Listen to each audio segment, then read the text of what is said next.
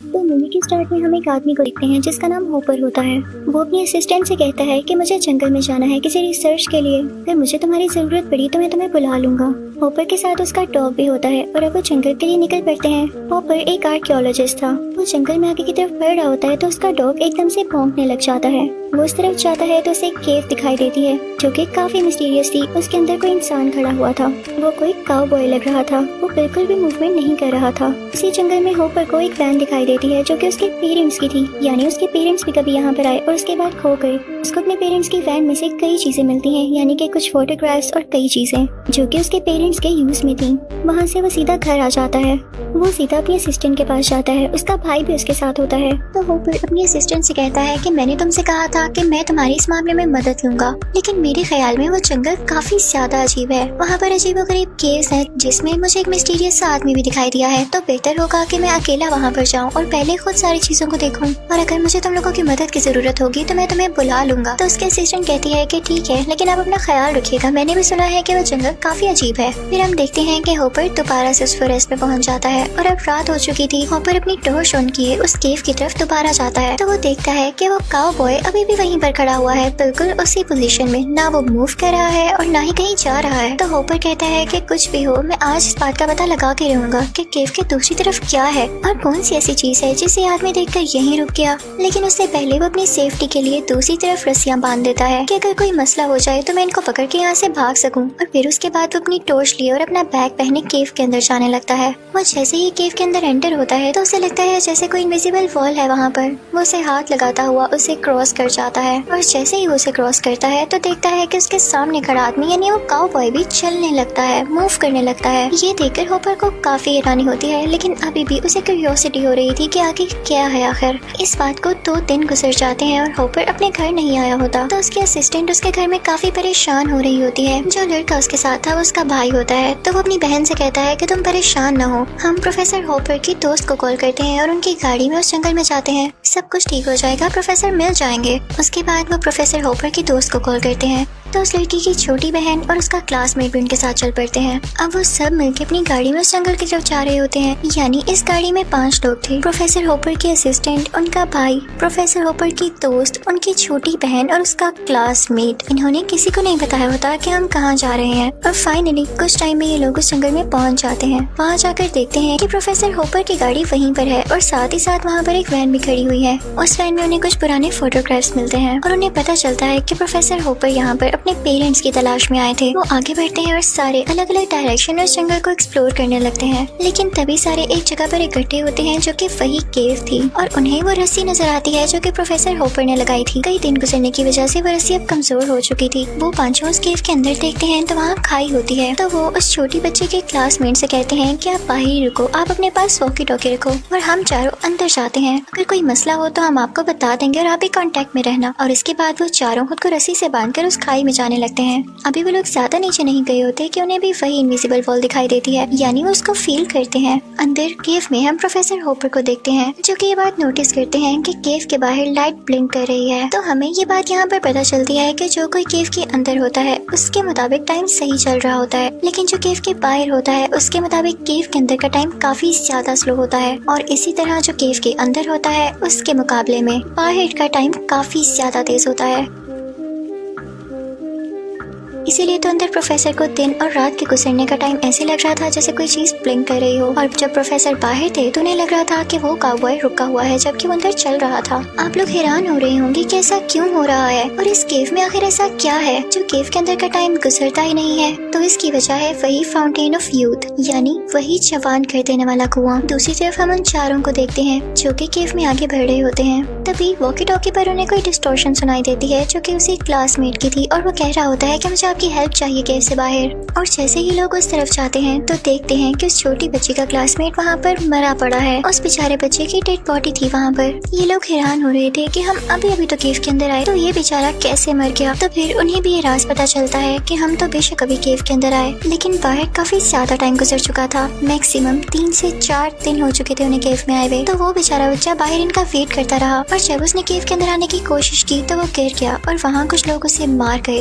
ये जानने के बाद बाद सारे लोग काफी दुखी हो जाते हैं और काफी उदास होने लगते हैं। अब यहाँ पर प्रोफेसर होपर की दोस्त काफी डरी हुई होती है और वो कहती है कि अगर हम यहाँ से जल्द बाहर ना निकले तो हम मारे जाएंगे। वो कहती है कि हमें बाहर निकलना होगा और वो केव से एक रास्ता ढूंढ के जब बाहर जाती है तो देखती है कि बाहर की दुनिया तो बदली हुई है। जहाँ पहले जंगल हुआ करता था वहाँ अब कुछ भी नहीं था। वो सारी जगह एक डेजर्ट और एक पथरीले इलाके में बदल चुकी थी। हवा भी इस तरह की नहीं थी कि उसमें सांस लिया जा सके और सबसे बड़ी मुसीबत की बात कि वहाँ पर स्टॉर्म आ रहा था। ये सब देख के उसे कुछ समझ नहीं आता कि क्या हुआ। लोगों को यही लगता है कि केव में आए हुए उन्हें थोड़ा सा टाइम क्या हुआ कि बाहर की दुनिया में कई हजार साल गुजर गए और यहाँ पर ये चेंजेस आ गए। वो नोटिस करती है कि आसमान में एक स्पेसशिप है जो कि दिखने में काफी अजीब थी और ट्रायंगुलर शेप की थी। उसको इन सब पे यकीन नहीं आता तो वो अपने मोबाइल से इसकी रिकॉर्डिंग करने लगती है और वो डर के मारे जल्दी से केव के अंदर आ जाती है और अपने सब दोस्तों को बताती है कि दुनिया तबाह हो रही है। दुनिया 1000 साल आगे चली गई है और वो डिस्ट्रक्शन की तरफ आ रही है, जबकि केव के अंदर इसका कोई असर नहीं हो रहा। तो उसके दोस्त कहते हैं कि हम तुम्हारी बात कैसे मान लें, तुम्हें तो अभी बाहर गए हुए 1 सेकंड भी नहीं हुआ और तुम वापस भी आ गई। तुम प्लीज ऐसे टाइम पे हमारे साथ झूठ मत बोलो। तो वो कहती है कि मैं झूठ क्यों बोलूंगी, तुम ये वीडियो देख लो। और जैसे ही उन लोगों को ये वीडियो दिखाती है जो कि स्टॉर्म की थी, स्पेसशिप की थी और सब चेंजेस उसमें साफ दिखाई दे रहे थे, तो उसके साथी भी काफी डर जाते हैं और प्लान करने लगते हैं कि अब नेक्स्ट क्या किया जाए, क्योंकि बाहर की दुनिया तो पूरी तरह से तबाह हो चुकी है और वो अपनी सारी जिंदगी इस केव के अंदर तो नहीं गुजार सकते ना। अब ये चारों काफी परेशान होते हैं कि तभी केव के अंदर एक लैडर आती है जो कि काफी एडवांस लग रही थी और उस पर से एक आदमी होता हुआ नीचे आता है जिसने रोबोटिक ड्रेस पहन रखा था। वो कोई 8 फुट का जवान लड़का था। वो एक नॉर्मल इंसान ही था, लेकिन बाहर 1000 साल गुजर जाने की वजह से वो काफी एडवांस हो चुका था। उन लोगों ने काफी एडवांस सूट पहन रखे थे। वो चारों से डरने लगते हैं, लेकिन वो इनको कुछ भी नहीं कहता और कहता है कि मैं एक इंसान ही हूँ। लेकिन तभी वहाँ पे कुछ वाइल्ड लोग आ जाते हैं, जंगली लोग, और हमें ये फील होता है कि जैसे वो लोग भी अपने जमाने में इस केव में आकर फंस गए होंगे। वो उस आदमी को खतरा समझ के उसे मार डालते हैं। अब ये चारों काफी डरे हुए थे और केव में आगे बढ़ने लगते हैं तो देखते हैं कि प्रोफेसर होपर के पेरेंट्स भी वहीं पर हैं। वो समझ जाते हैं कि ये बेचारे भी हमारी तरह केव में आए और इन जंगली लोगों ने इन्हें भी खतरा समझ के मार डाला। लेकिन जब वो जंगली लोग इनको देखते हैं तो वो प्रोफेसर होपर के असिस्टेंट के भाई को मार डालते हैं। लेकिन सरप्राइजिंगली फ्यूचर से आया हुआ वही लड़का वहाँ पर दोबारा आ जाता है जो कि मरा नहीं था। हो सकता है कि उसने किसी टेक्नोलॉजी का यूज किया हो। वो उस लड़के को 7 गहरे पानी में डाल देता है, जिसके बाद वो लड़का जिंदा हो जाता है। अब आप सोच रहे होंगे कि ये पानी कहीं उसी फाउंटेन का तो नहीं? तो जी हाँ, आप बिल्कुल ठीक सोच रहे हैं। ये पानी उसी फाउंटेन से आ रहा था और इसको हीलिंग वाटर भी कहते थे। यानी अगर एक तरफ इंसान को जवान रखता था तो दूसरी तरफ उसको ठीक भी कर सकता था।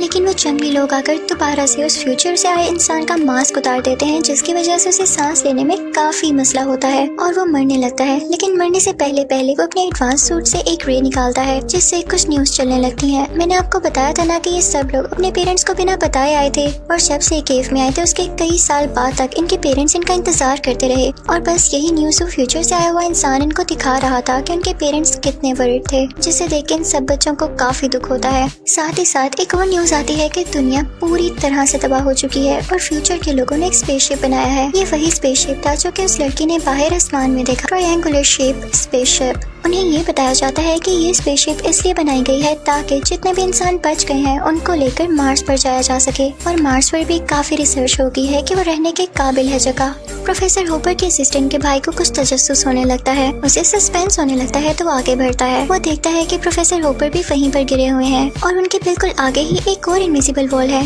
जिसमें ब्लू लाइट थी और उसमें टाइम इतना ज्यादा स्लो था कि उसमें मौजूद हर कोई इंसान पॉज फॉर्म में नजर आ रहा था। यानी ऐसे लग रहा था जैसे सब के सब स्टैचूज हों। वो लड़का ये सारी चीजें देख के काफी हैरान रह जाता है और सबसे बड़ी बात कि फाउंटेन ऑफ यूथ इसी के अंदर था। तभी तो इसका टाइम कितना ज्यादा स्लो था। उसके अंदर कुछ लोग इसी फाउंटेन के लिए लड़ रहे थे। अब उस असिस्टेंट के भाई को भी कुछ होने लगता है और वो कहता है कि मैं देखूं तो सही कि बैटल कौन जीतता है। वो उस इनविजिबल वॉल को क्रॉस करने ही वाला होता है कि हॉपर उसे पीछे से रोक लेता है और उसे कहता है कि मत जाना वरना तुम मारे जाओगे। अब बाकी बच्चे लोगों को फ्यूचर से आया गया इंसान बता चुका था कि अगर मेरी आई हुई लेटर से तुम लोग वापस से ना गए तो सब कुछ खराब हो जाएगा और अब उन लोगों के पास काफी कम टाइम बचा था। दूसरी तरफ प्रोफेसर होपर काफी जख्मी हो चुके थे तो वो उन सब से कहते हैं कि तुम लोग जाओ, मैं यहीं पर हूँ। तुम लोग मेरी वजह से अपनी जान को खतरे में मत डालना। पर ये सुनते ही वो सारे लोग उस लेडर से ऊपर चढ़ने लगते हैं और जब प्रोफेसर होपर की दोस्त उस सीढ़ी से ऊपर जा रही होती है तो देखती है कि उस केव की एंट्रेंस पे सिर्फ पानी ही पानी है, जो कि ऊपर की तरफ ही था, नीचे नहीं आ रहा था। वो अपना हाथ उस पानी के ऊपर करती है तो कोई अजीब सी क्रिएचर उसका हाथ पकड़ के उसे खींच लेती है। जैसे ही कोई उसे ऊपर खींचता है तो हम देखते हैं कि केव के अंदर का टाइम स्टॉप हो गया है। जाहिर है कि वो बाहर आ चुकी थी तो उसे यही लग रहा था कि केव के अंदर के लोग मूव ही नहीं कर रहे।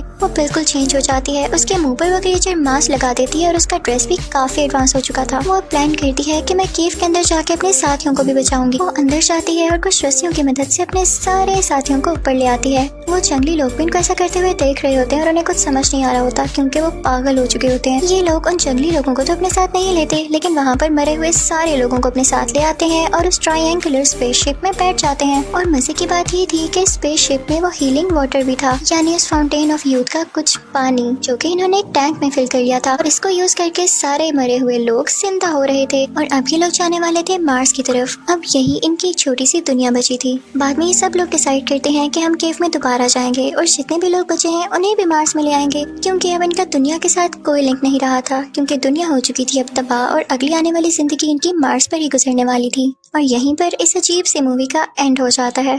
आई होप आपको एक्सप्लेनेशन अच्छी लगी हो। Thank you for watching.